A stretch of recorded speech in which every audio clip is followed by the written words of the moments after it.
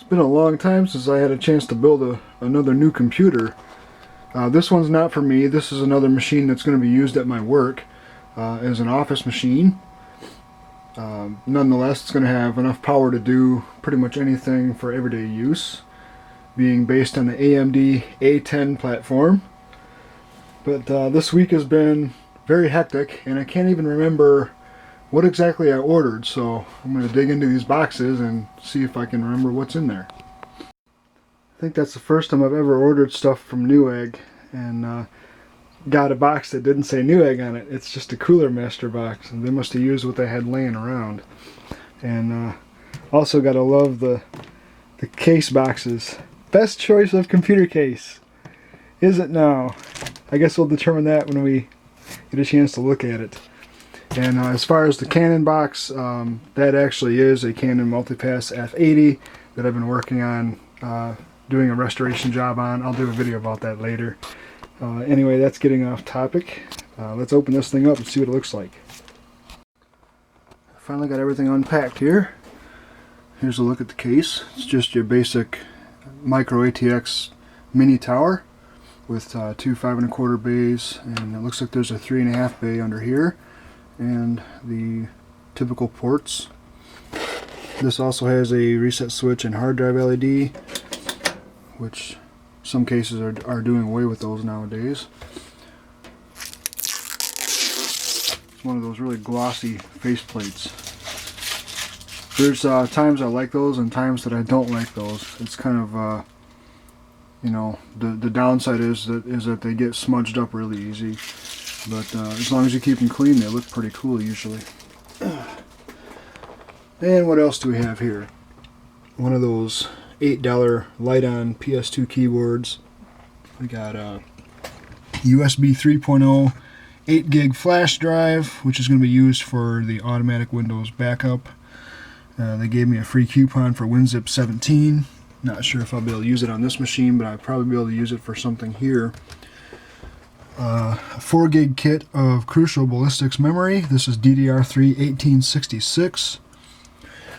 Hard drive adapter bracket, which is for the SSD, the Samsung 840 Pro. It's 128 gigs. I'm looking forward to trying this out. This is a pretty sweet drive. And a brand new copy of Windows 7 Professional 64-bit, which I usually use on these type of machines. I'm not ready to start using Windows 8 anytime soon, at least not until I get a tablet PC or something down the road. For the power supply, I have a Silverstone ST, let's see, what is this, SST ST400. It's an older supply, but I've completely rebuilt it with all new capacitors and a new cooling fan, and also added a RPM monitor for the fan if the motherboard can take advantage of it, just because it had the capability. So I've got a good power supply for this, and probably outlast a lot of newer ones that have cheap caps in them. So that'd save me a few bucks in the long run. And also for the optical drive, just a LG DVD burner that I had laying around from another machine that I upgraded to a LightScribe capable drive, and I took that one out. But the bread and butter of this system, we have a AMD A4 5300 socket AM2. This is the smallest chip I could find at Newegg. That was the FM2 platform. Don't need much more for an office machine. And the motherboard is a Gigabyte F2A 55M HD2 Ultra Durable 4 Classic. Very small, even for a micro ATX board. This thing sure isn't very big. I'll get that unwrapped in a minute here. I'm going to take another look at this case. Here's a look inside the case. Like I said, it's just your basic micro ATX mini tower. Comes with a very crappy and cheap 80mm sleeve bearing fan, although the case does support a 92mm fan. So sometime in the near future I'll be upgrading that to like a Noctua fan or something. But this will do for now. I don't expect this system to generate a lot of heat with its integrated graphics and and a solid state hard drive, so it should be okay. The power supply is going to do most of the ventilating anyway. This has standard expansion slots. I was kind of surprised to see that they included reusable covers. A lot of the newer cases I've worked with had like these disposable knockouts that once you break them off, you can't reuse them.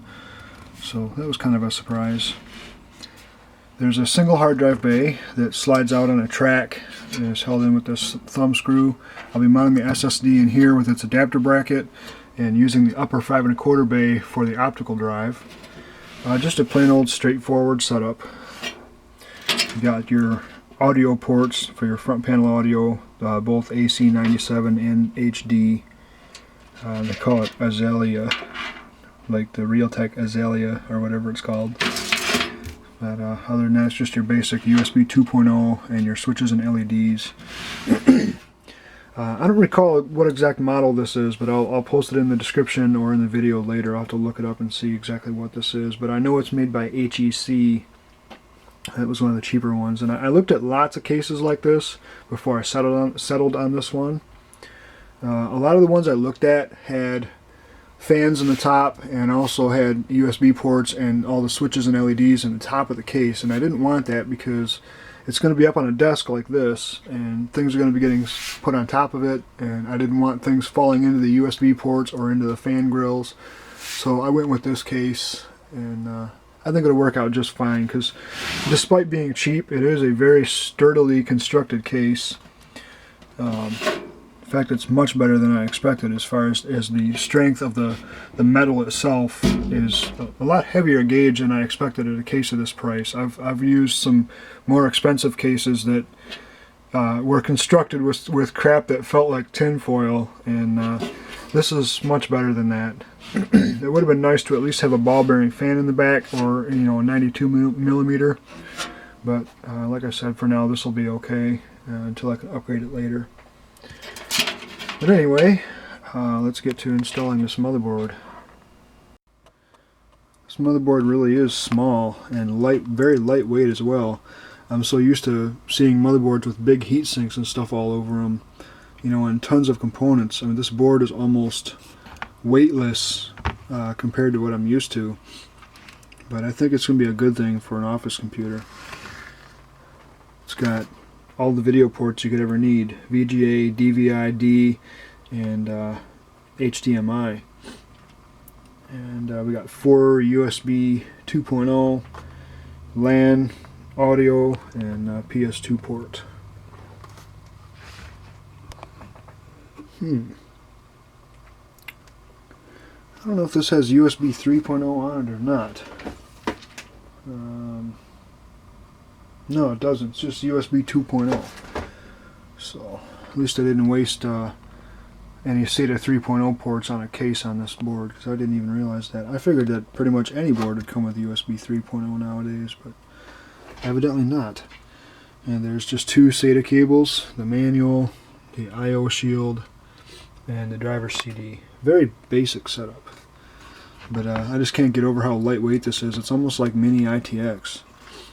In fact, this RAM, no exaggeration, this RAM probably weighs half of what this board does. And this RAM is very heavy for what it is because of the big heat sinks. So, I'm going to unbox the CPU and take a look at that now. This is very similar, if not identical, to what was packaged with the A8 series chip that I used in my home theater PC. This cooler is very plain and lightweight, but it's probably all it needs. Lots of pins in the back of this chip. I'm going to go ahead and get this stuff installed in here though. It's pretty funny when the RAM is just towering over the CPU. It's not very often I see that. So I'm used to my computer with a 120 millimeter cooler on it. But I orientated this heatsink in such a way that the wires coming out of the fan and going around and being held in place by the clip here, and that way it takes up the extra slack in the wire, and I don't need to put a zip tie on there and mess around with that. It just works good this way. And this RAM is also rated for 1866 at 1.5 volts. A lot of the other kits I looked at were 1.65 volts, and I like to go for the lower voltage kits because in my experience they seem to be a little bit more compatible with boards that don't support overclocking or things like that. And if you can do 1866 at stock voltage, that's pretty doggone good. I think we're all set to mount in the case. I've got the board set in place. I haven't put the screws in yet. That's one cool thing about this case, is they give you this one standoff here that's already installed when you get the case. It's just a centering peg, and it allows you to have the motherboard stay in place while the case is standing vertically and you don't have your screws in yet, just, you know, for doing a rough centering on everything. And also when you're installing the board, it's important to watch your I/O shield, because if you're not careful, you can actually get these little grounding tabs like inside the port instead of on the outer metal surface, and then when you go to put the screws in the motherboard and tighten it down, you'll bend these tabs all up and possibly damage whatever port the tabs are sticking into. So you always want to take a look at your back panel and make sure everything's lined up properly before you start putting the screws in the motherboard. I learned that the hard way several years ago. Everything looks pretty good so far. It's too bad I'm about ready to clutter it up by installing the power supply. So unfortunately it's not a modular power supply. I have to leave all the wires on it. A lot of the newer ones are modular, and you can pick and choose which harnesses you want to have attached to the supply, and it really cuts down on the clutter, especially if you have a smaller case like this. But I got to make do with what I have. I also installed the leftover standoffs for the motherboard. Even though they're not used on this particular board, I like to put them in the case instead of letting them get lost sometime down the road in the bag of screws, because it's easy to get more screws, but it's not always easy to get the proper height and thread of standoffs. So as long as they're not installed in some place that's going to be underneath the board and shorted out, I like to store the extra standoffs right inside the case. So I guess the next thing I got to do is get this hard drive installed, and I want to take a look at that adapter bracket as well. Here's the SSD. They seem to be making these things thinner and thinner over time, and also very lightweight. I remember when I bought my Patriot Wildfire drive that's in my main daily use computer upstairs, it seemed like it was quite a bit bulkier than this. Here's a standard mechanical laptop drive for size comparison. And this mounting bracket is just a Rosewill adapter bracket. It is made out of metal, and it came with a full set of screws. Doesn't seem to be too bad for a cheap bracket. I think it'll do the job just fine. And I'm going to use the screws that came with the bracket to install the drive, because I don't know if the drive itself came with any screws. It seems like there was just, you know, the CD and the manual in there. I didn't really see any screws, so it's good that the kit came with those. It's almost like this bracket was made for this specific height of drive, because there's little tabs that the bottom of the drive actually sits against when it's in this bracket, and the top of it is exactly flush with the top edge of the bracket. So if this SSD was any thicker, it would actually stick up a little bit. So that worked out perfectly. Well, forget using that mounting bracket. Turns out I didn't need it. There was already a set of mounting holes in the case bracket for a 2.5 inch drive, so I went with that. The only thing is I had to find some screws with a smaller diameter head on them so that they would fit inside this recess. And I also had to remove that clip, the quick release clip, because the 90-degree angle SATA connectors actually would come up and bump into that. So I'll just mount it using a thumb screw, no big deal. Well, it didn't turn out too bad. I used a Velcro cable strap to kind of tie everything up. Didn't end up needing that RPM wire for the power supply because there was only one extra fan header on that motherboard anyway. But everything is installed. I ended up using the 90-degree angle SATA connector for the optical drive and the straight one on the hard drive. I usually do it the other way around, but this should work. Time to see what happens.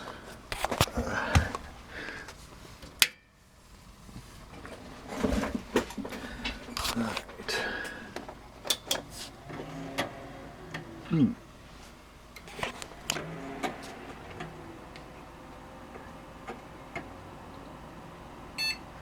Ah, it's alive.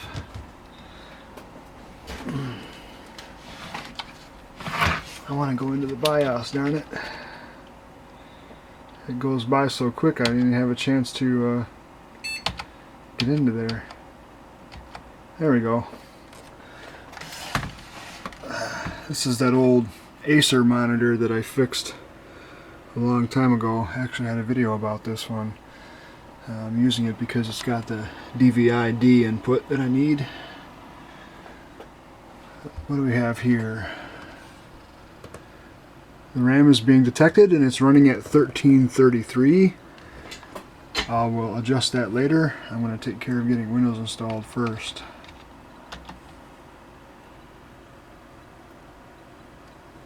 This is just like the BIOS on my Intel board. It's in my music computer. I'm going to go through and tweak all this stuff up and we'll get on with the Windows installation. That's odd. Windows creates 3 partitions now instead of 2. So I wonder what the deal is with that. I've never seen the MSR reserved thing before. But whatever. Let it do what it needs to do.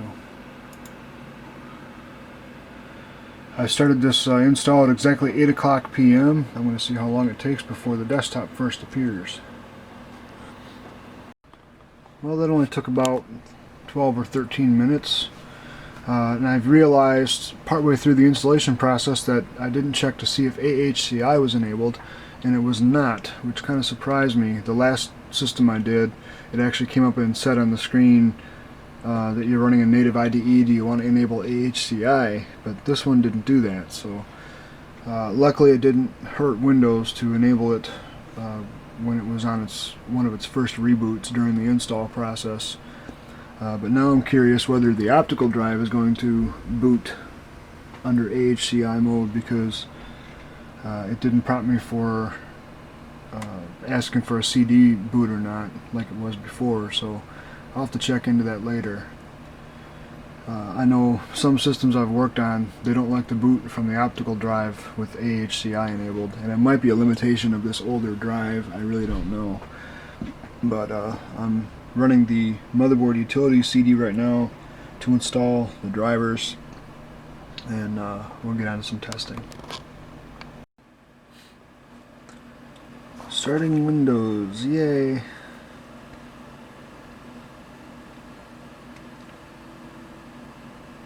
Still not quite done with the installation process yet, but it's moving along really well.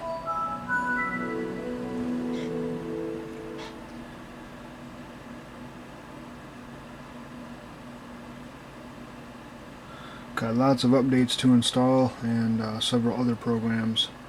Then I can get on to some benchmarks. Here are the Windows performance scores. The RAM is limited due to the fact that there's less than 4 gigs available to the OS because the video memory is sharing.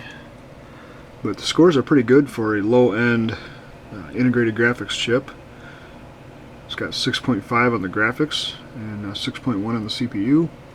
And the SSD got a 7.8. I'm surprised it didn't get 7.9.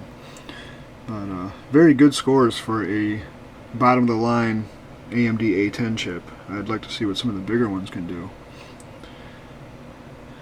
I want to run some more benchmarks on this, but this, seeing that this is my boss's machine, I don't want to go junking it up with a bunch of benchmarking programs. So there's not really a lot I can do to demonstrate this as far as the performance.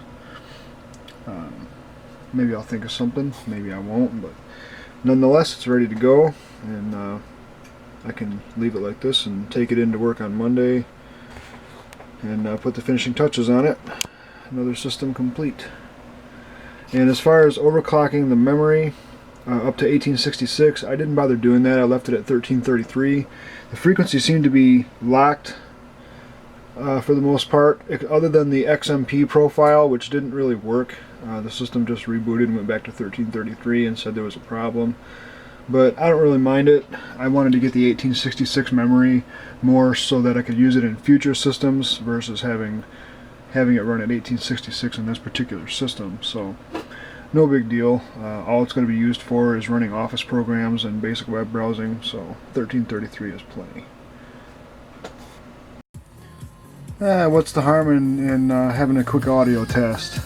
Even though I'm using a piece of crap amplifier that's like 1 watt per channel.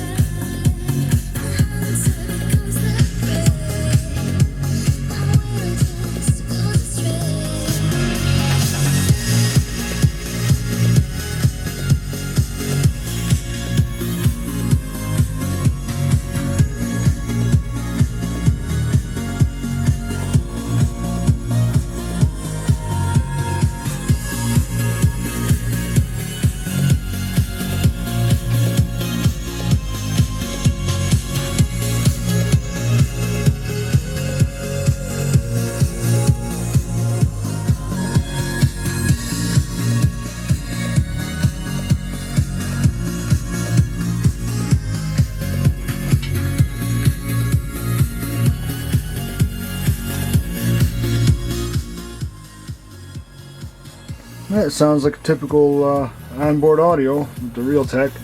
It's not bad, but I still like the 889 chipset that's in my big computer upstairs. I think this is a 887 or 888. It's a little bit lower end, but still very good. Pretty much I think that's about all I got to say about this system. I'm looking forward to moving on to the next project. So sorry I couldn't go a little more in depth and do some more testing on this, but I'm really kind of pressed for time.